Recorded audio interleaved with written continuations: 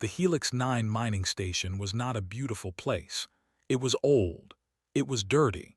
The walls had patches of rust and the air always smelled like metal and sweat.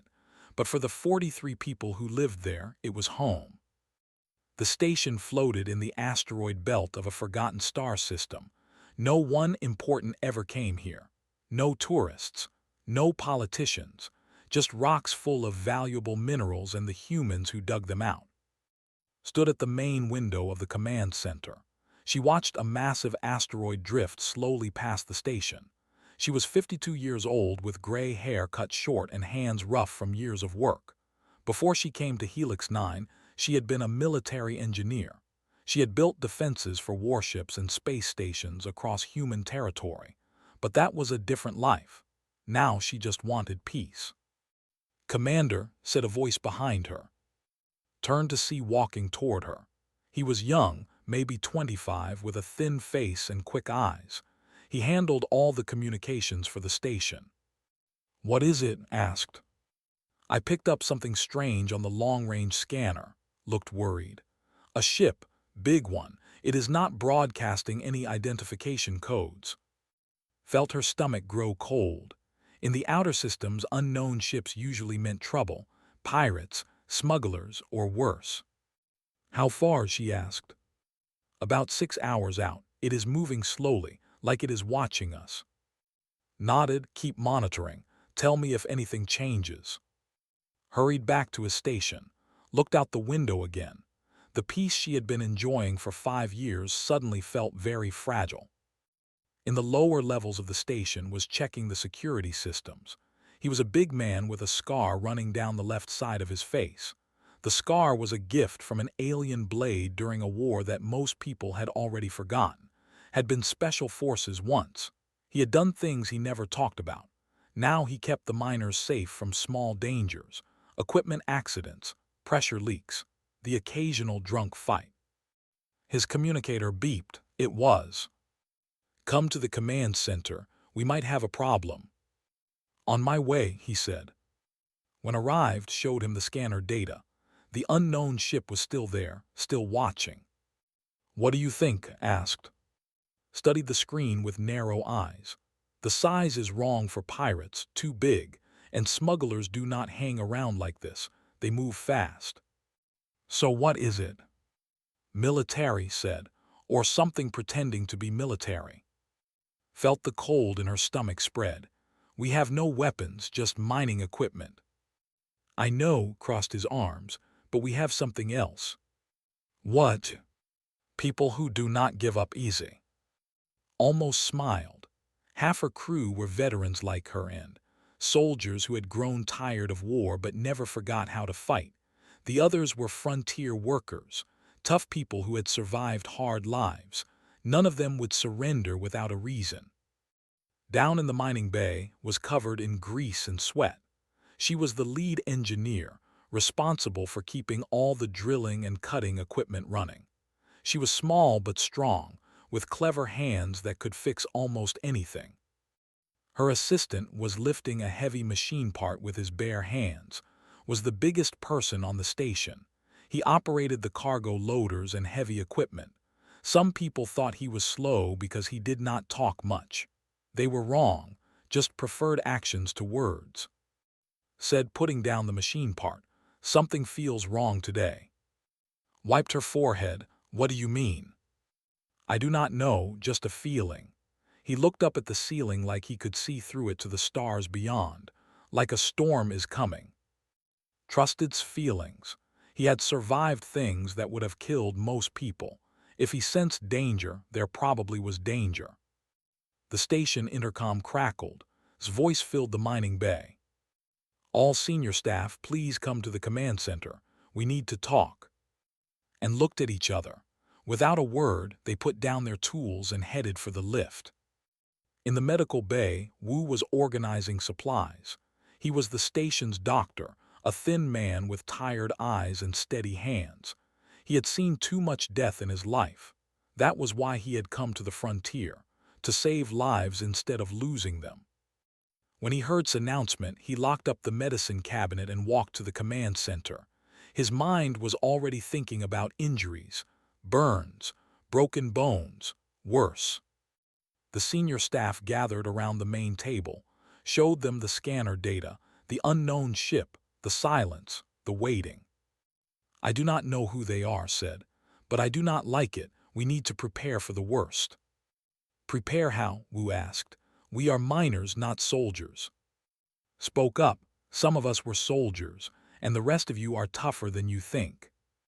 Looked at each person around the table, with his scars, with her clever mind, with his strength. Wu with his healing hands, with his sharp ears. "We have about 5 hours," she said. "Let us use them well." No one argued. No one complained. They simply nodded and went to work. Outside the station, in the cold darkness of space, the unknown ship continued its slow approach. Inside that ship, someone was making plans. Bad plans. Plans that assumed Helix 9 would be an easy target. They had no idea how wrong they were. Admiral sat in his command chair and smiled. He was a species of tall, gray-skinned aliens with 4 eyes and long fingers that had been trading with humans for decades. Some of them were honest, was not. He had learned something important in his years of service. The galaxy was big, too big for any government to watch everything, and in the dark corners, far from the eyes of law, there was money to be made. His ship, the Iron Fang, was an old military cruiser. It had guns, it had soldiers, it had everything needed to make small stations surrender their cargo. For 3 years had been raiding human outposts in the outer systems. He took their minerals, their food, sometimes their equipment. Then he left before anyone could stop him. The Terran military was too slow. By the time they received a distress signal and sent ships, was already gone. He sold the stolen goods on black markets and grew richer with each raid. "Admiral," said Captain, his second in command, "we are now 4 hours from the target." Looked at the scanner display. Helix 9, a small mining station, 40 or 50 humans at most, no military ships, no defense platforms, just a rusty old station full of valuable ore. "Perfect," said, "prepare the boarding teams." Hesitated. "Sir, should we not scan for weapons first, learn more about them?" Waved his long fingers. "Why bother? Look at that station. It is held together with tape and prayers. These are miners, laborers. They will see our guns and surrender immediately." Nodded but said nothing more. He had learned not to argue with the Admiral. On Helix 9, the preparations continued. Had called everyone together in the main cargo bay. All 43 workers stood before her, young and old, men and women, engineers and laborers. They looked scared but determined. "I will not lie to you," said. "That ship out there is probably hostile. We have tried to contact Terran Defense Force, but they are at least 12 hours away. Whatever happens in the next few hours, we are on our own." Murmurs spread through the crowd. Raised her hand for silence. "But we are not helpless. We have tools. We have knowledge of this station, and we have each other." She looked at her people with fierce eyes. "I have seen what humans can do when they fight together. We do not give up. We do not break. And we do not let bullies take what is ours." Stepped forward. "Everyone with military experience, come with me. We are going to set up defense positions. The rest of you listen too. She has ideas." The crowd split up. 12 people followed. The rest gathered around. "Okay," said, rubbing her hands together. "Who here knows how a mining laser works?" On the Iron Fang was getting impatient. He wanted this over quickly. Rob the station, take the ore, leave before anyone noticed. "Open a communication channel," he ordered.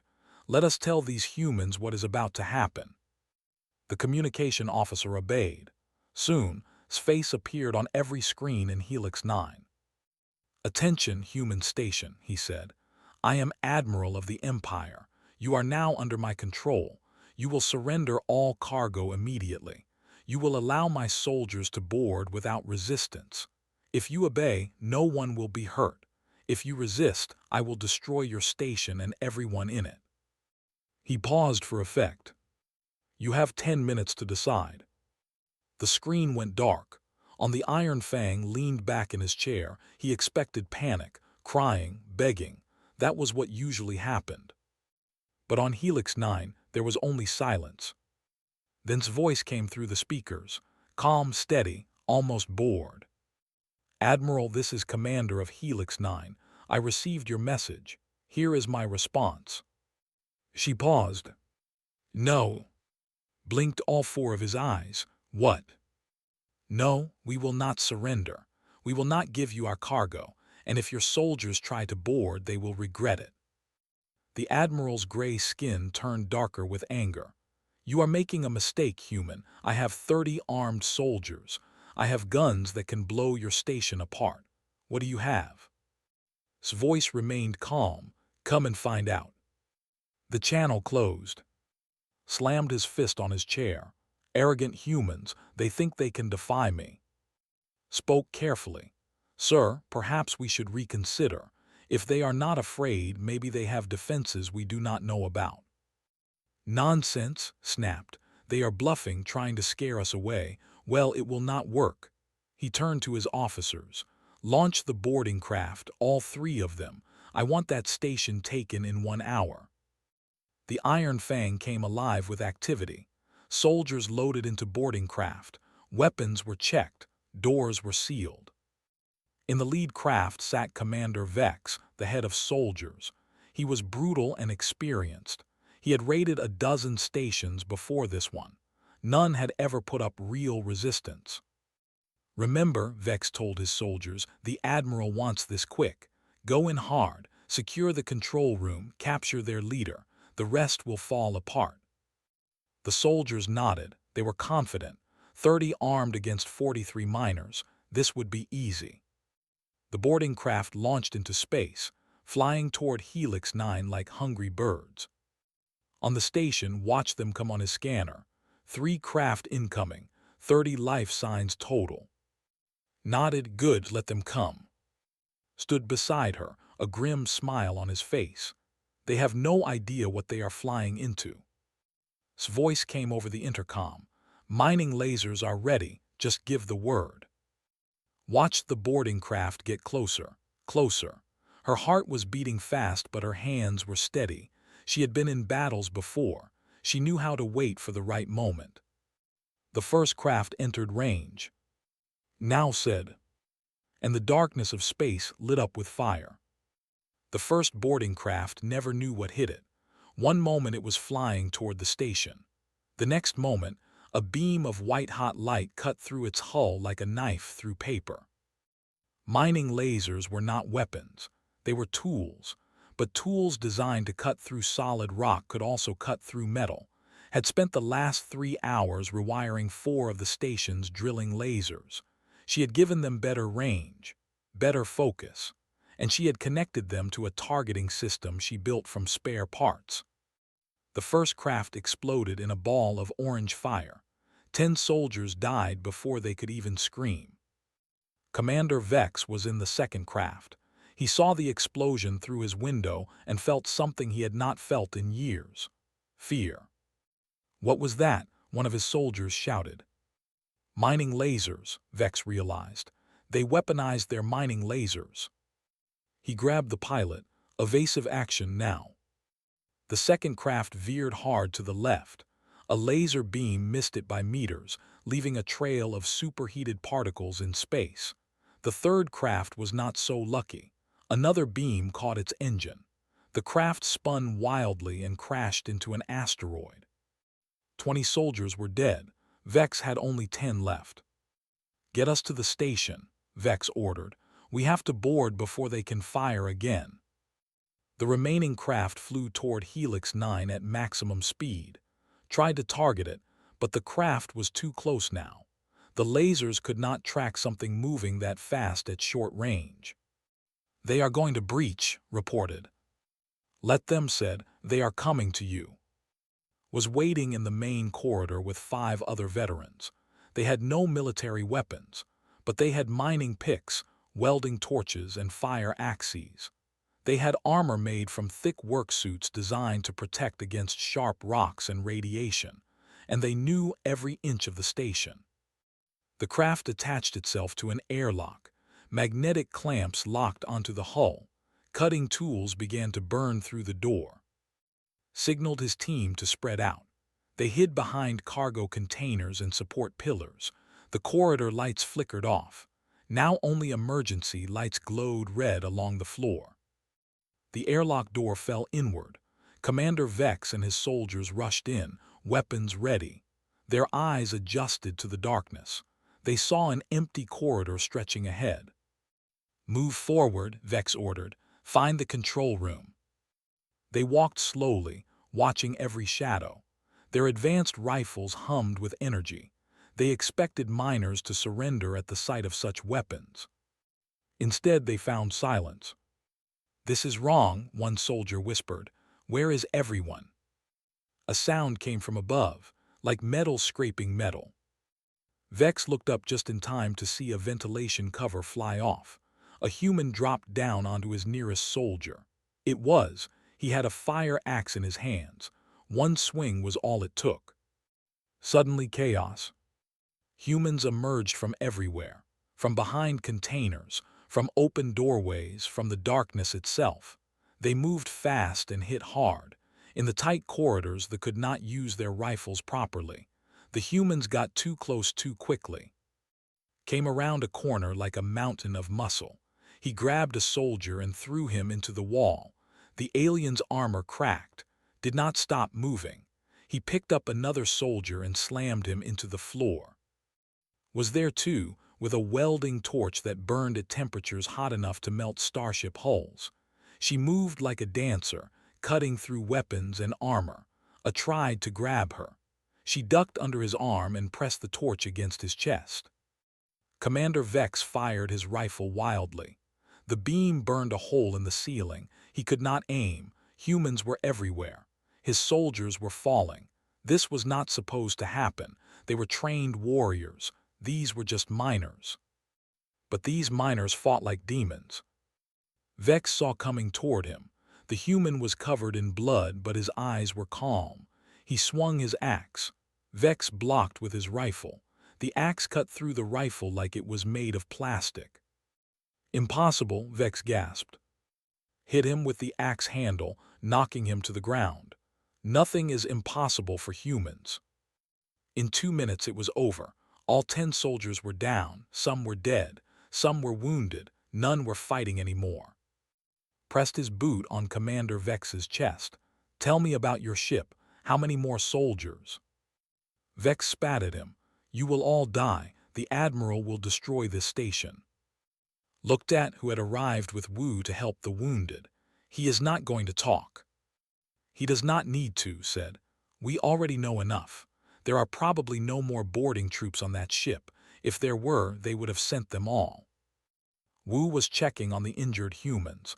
2 had minor wounds, nothing serious. He looked at the casualties and shook his head.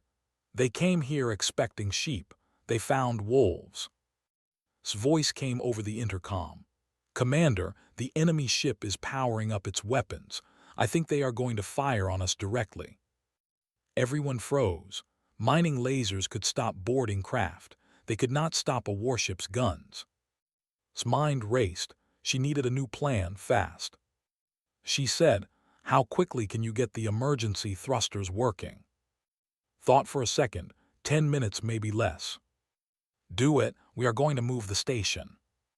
"Move it where?" Pointed toward the window where asteroids drifted past. "Into the rocks, where their big guns cannot follow." Grinned. It was crazy. It was dangerous. It was exactly the kind of plan humans were famous for. "I love it," she said, and ran toward the engineering bay. On the Iron Fang, Admiral was screaming at his officers. 30 soldiers, 3 boarding craft, all gone in minutes. "How is this possible?" he raged. "They are miners, workers, nobody special." Captain stared at the scanner data, the data that showed debris where his soldiers used to be. "Sir, I think we underestimated them." Turned his fury toward his captain. "Underestimated? They have no weapons. They have mining equipment, said quietly, and apparently that is enough. The Admiral's 4 eyes narrowed. Then we will not board. We will simply destroy them, power up the main guns. I want that station turned to dust.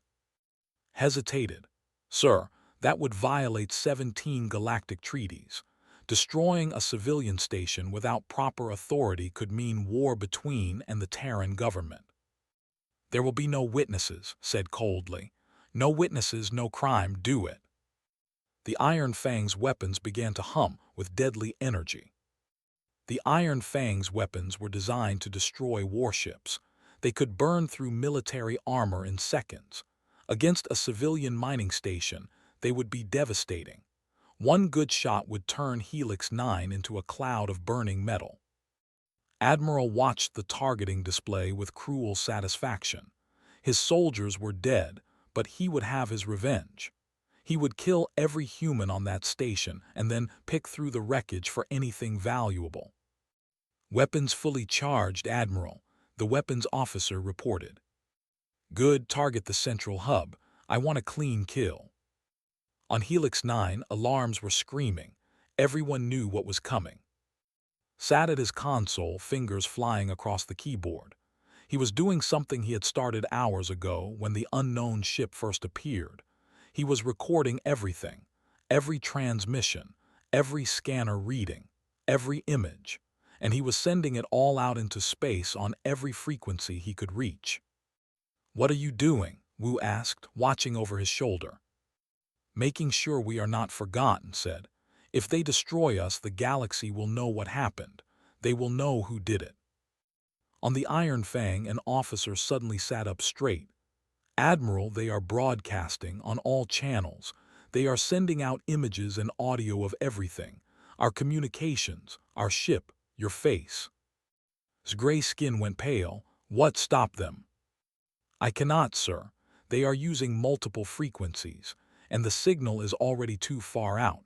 Other ships will have received it by now. Captain stepped forward. Sir, if we fire now, we will be seen as murderers by the entire galaxy. There will be nowhere to hide. Gripped his chair so hard his fingers left marks. His perfect crime was falling apart, but his anger was stronger than his fear. I do not care, he hissed. Fire. But before the weapons officer could obey, the station began to move. Had done her job. The emergency thrusters, normally used only for small position adjustments, fired at full power. Helix 9 lurched sideways, heading straight for the dense asteroid field. They are moving, someone on the Iron Fang shouted. The station is moving toward the rocks. Stared at the display in disbelief. Mining stations did not run. They could not run, but this one was doing exactly that. Follow them, he ordered. Do not let them escape. The Iron Fang moved forward, but the asteroid field was dense. Massive rocks tumbled and spun in chaotic patterns. A warship's size made it slow and clumsy here. The station, smaller and more nimble, slipped between the asteroids like a fish through water. We cannot follow safely, the pilot reported. One wrong move and we hit a rock. I do not care about safe, screamed. Follow them. Inside Helix 9, gripped a support rail as the station shook and rattled. The thrusters were not designed for this kind of movement. Warnings flashed on every screen, but they were alive. The warship's guns could not track them among the spinning rocks. Good job, said into her communicator. Now we need the next part. His voice came back, breathless from running. I am almost there. Give me 2 more minutes. You have one. While worked was moving through the station. He carried the bodies of the fallen soldiers to the cargo bay, not out of respect but practicality. Dead bodies were a health risk. Wu followed, making sure none of the humans needed additional treatment. In the command center, watched the Iron Fang trying to navigate the asteroid field. The ship was taking damage. Small rocks bounced off its hull. Larger ones forced it to make sudden turns that stressed its structure. They are still coming, reported. Admiral is either very brave or very stupid. Stupid, said. Definitely stupid. No sane commander would risk his ship like this for a mining station. Nodded. His pride is hurt. He cannot accept that miners defeated his soldiers. He will kill us all just to feel powerful again. Then let us hurt his pride some more, said with a grim smile. His voice burst through the speaker. Ready, the EMP is ready. Allowed herself a small smile. Electromagnetic pulses were usually generated by special military weapons, but an EMP was just a burst of electromagnetic energy, and mining stations had lots of ways to generate energy. Had connected 3 of the station's largest power generators together. She had bypassed every safety system. What she created was not elegant or safe. It was a bomb of pure electricity that would fry every unshielded electronic system within 100 kilometers. There was just one problem. This will hit us too, warned. Our systems have some shielding, but we will lose power for at least 10 minutes, maybe longer. Life support, asked. It will survive, barely. Then do it. Closed her eyes. She thought about her family back on Earth, her friends on the station, the people who trusted her with their lives. Then she pressed the button. The pulse exploded outward in an invisible wave. It passed through the asteroids. It reached the Iron Fang and washed over it like a tsunami. On the warship, every screen went dark. Every light went out. Every system died at once. What happened? Demanded, though no one could hear him in the darkness. Emergency lights flickered on, weak and red. Officers stumbled around in confusion. The weapons were offline. The engines were dead. The ship was drifting, helpless, in the middle of an asteroid field. Report, Captain shouted. Someone give me a report. A young officer crawled to a backup console. His fingers shook as he tried to get it working. All primary systems are down, sir. Backup power is at minimal. We have no weapons, no engines, no shields. Felt cold fear in his stomach. How long to restore? Hours, maybe more. Everything needs to be rebooted from scratch. In the darkness of his command chair, Admiral sat in silence. His ship was blind. His soldiers were dead. His reputation was being broadcast across the galaxy. He had come here for easy money. Instead, he had found his destruction. On Helix 9, the lights were also out, but candles and flashlights appeared. The miners knew how to survive in darkness. They had done it before, during equipment failures and power shortages. Gathered her people in the main hall. Their faces glowed orange in the candlelight. We did it, she said simply. Their ship is dead in space. Help is on the way, we just need to wait. A cheer went up. Tired, scared people suddenly felt the weight lift from their shoulders. They had faced a warship with welding torches and mining lasers, and they had won. Did not cheer. He was watching the dark space where the Iron Fang drifted. It is not over yet, he said quietly. Not until they are in chains. Nodded, I know, but for now let them celebrate, they earned it. Outside, in the cold silence of space, the Iron Fang tumbled slowly among the asteroids, helpless, defeated, waiting for judgment to arrive. The Terran Defense Force ships came out of hyperspace like angels of justice. 3 destroyers and 1 heavy cruiser, their hulls gleaming with military gray and human flags. Captain Sung stood on the bridge of the lead ship, watching the scene before her with amazement. The distress call had been confusing at first, a mining station under attack by a warship, but by the time her fleet arrived, the situation had changed completely. The warship was drifting dead in space. The mining station was damaged but intact, and the transmissions she had received during her journey told a story that was hard to believe. Open a channel to the station, Captain Sung ordered. A moment later, a tired face appeared on her screen, a woman with gray hair and calm eyes. This is Commander of Helix 9. Thank you for coming, Captain. Commander, Sung said with respect, what exactly happened here? Lips twitched with what might have been a smile. "We had some uninvited guests. We asked them to leave. They did not listen." On the Iron Fang, chaos ruled. Emergency crews were trying to restore power while officers argued about what to do. Admiral sat in his quarters, refusing to come out. His career was over. He knew it. Everyone knew it. Captain took command, though there was little he could do. The ship systems were slowly coming back online, but they had no weapons, no shields, and no way to escape. Terran warships surrounded them. "This is Captain Sung of the Terran Defense Force," a voice boomed through the emergency speakers. "Admiral, you are under arrest for piracy, attempted murder, and violation of galactic treaties. You will surrender immediately, or we will board your vessel by force." Closed his eyes. He had known this would end badly. He had warned, but the Admiral never listened.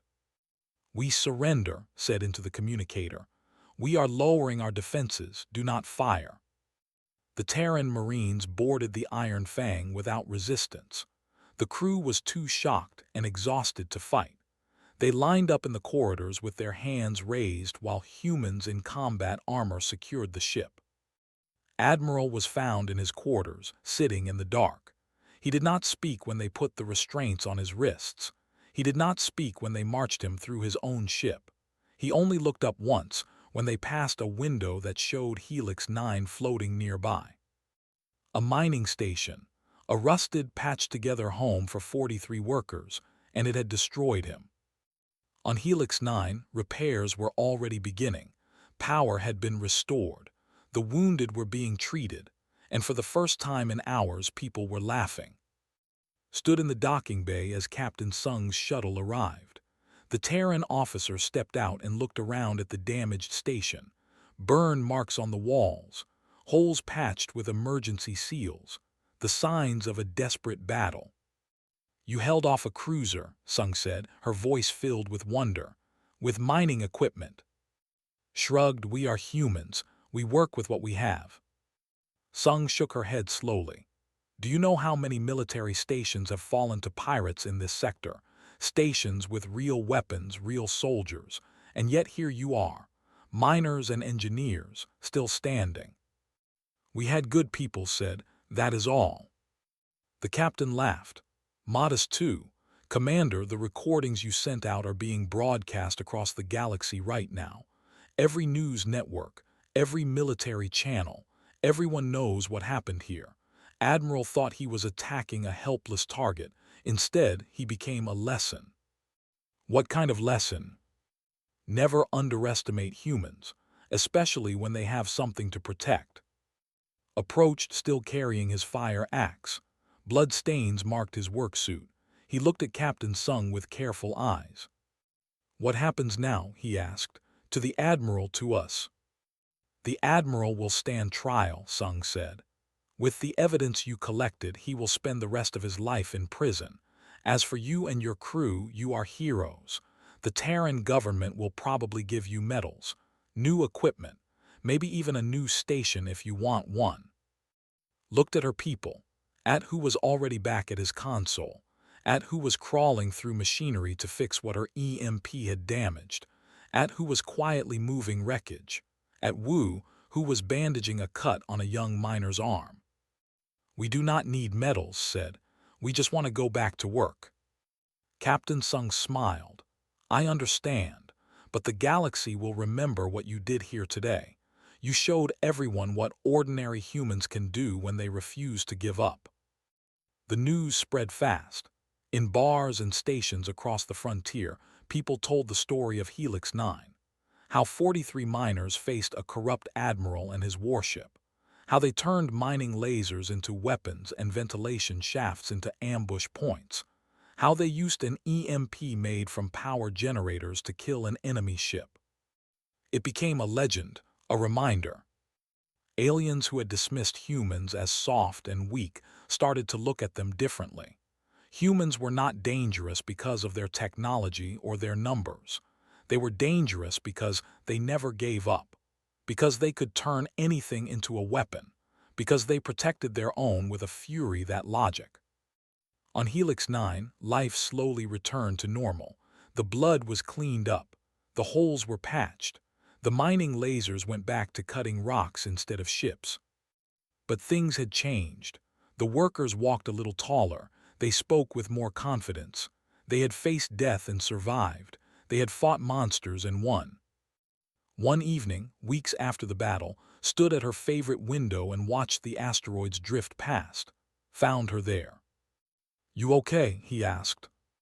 "Just thinking," she said, "about how close we came. But we made it." "Yes," she paused. "Do you think they will come back, other pirates, other admirals?" Stood beside her, watching the stars. "Probably. There are always people who think they can take what is not theirs. And we will stop them again." "Yes," said simply, "we will." Smiled. It was not a happy smile, but it was a real one. She had left the military to find peace. Instead, she had found something else. A family worth fighting for. A home worth protecting. Out in the galaxy, the story of Helix 9 continued to spread. And wherever humans lived, whenever someone asked what made them special, someone would tell them the tale. The tale of a corrupt admiral who attacked the wrong mining station and discovered why humanity was feared.